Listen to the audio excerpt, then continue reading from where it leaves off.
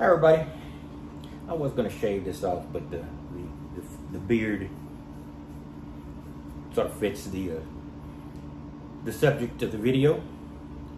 I've just noticed something, and I think I've seen a couple of other guys who have mentioned this. Can't think of their channel. I think of his channel for some reason, and I really like him. Anyway, but we're seeing the passing of the first wave or of the millennial van dwellers.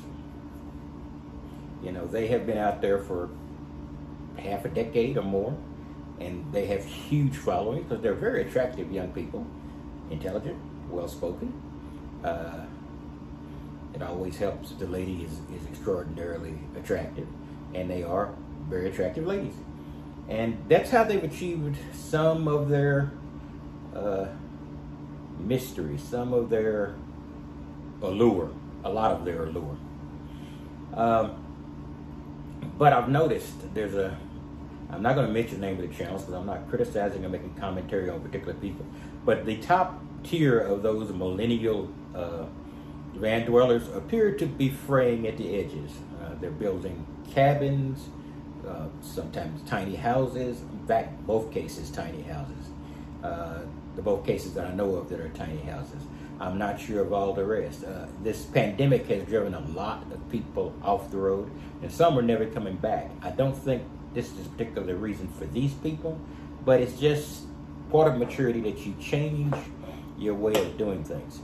And if they do decide to go tiny house dwelling, or and living up in the woods, etc., they still have material for their YouTube channel, because YouTube is a strange addiction even for us that are wholly unsuccessful.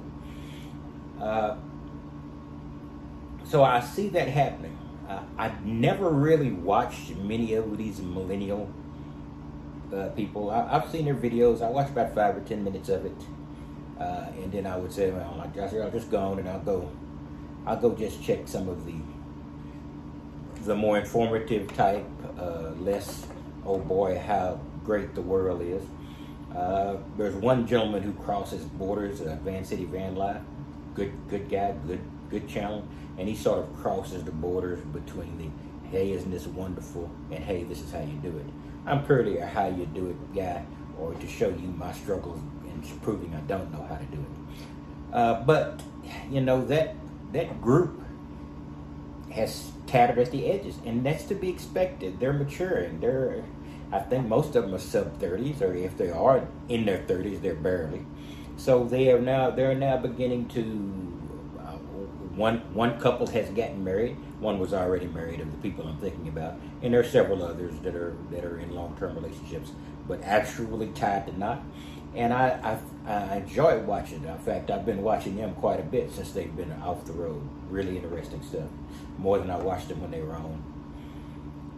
So the rest of us out here, those of us who have more yesterdays than tomorrows, this is sort of a different way of life. Some of it is purely financial, and that's how mine started, and probably will continue. I've been in this hotel room, wonderful place, wonderful people. I don't need much. I spent 75% of my set time in a van before now.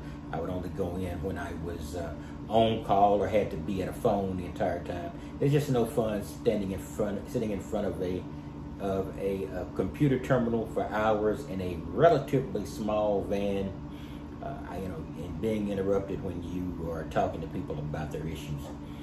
And so that's basically why I would get off the road for two weeks at a time during the period of time when I was on the on-call rotation. Now I've been off for about 3 months since this coronavirus came out, because people went nuts. Anyway, I just wanted to let people know that it has changed, and I'm not going to change my channel. I can't. I don't have the intellectual or emotional capability of changing. Not that I wouldn't adapt, but it's just what I do. It's just a nuts and bolts channel and a reality channel.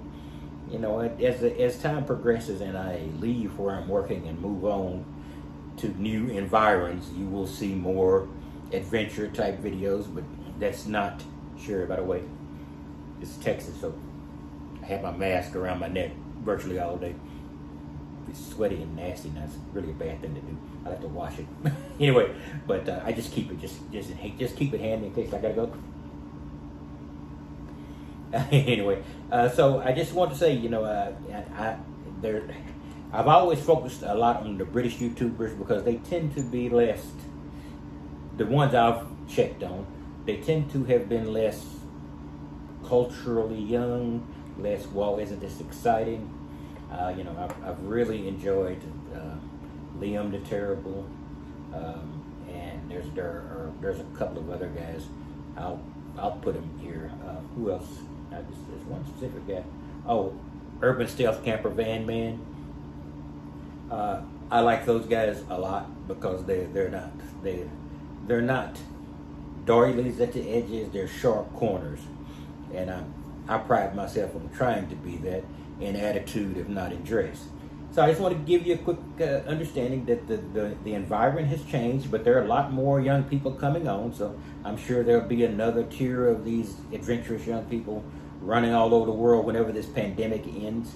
But us nuts and bolts guys, we're still there. This has not altered our life tremendously beyond the fact we had to get off. But I spend probably 3 to 4 hours a day thinking about the van, working on the van, and now I'm considering whether I'm going to buy a new van because my economic changes are going to, my economy is going to change a lot when I retire. I'll get a boost for a bit, or if I'm just going to drop an engine in this old piece of junk I got and put a high top on it. So, you know, if I drop an engine in this thing, put a high top on it, it might cost me $12,000 or $15,000 for a van that the resale value will not improve, but I never plan to sell it. You know, I don't plan to sell it if I get a new van. It's just not worth anything. I would take the panels off and I would scrap it, and then I would just go get a new van. So all of that's in the future. You'll see that develop as the years go by.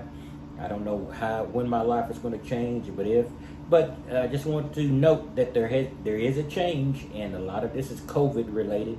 You know, people now figure out they need a home base. In fact, some of the older YouTubers are now establishing home bases.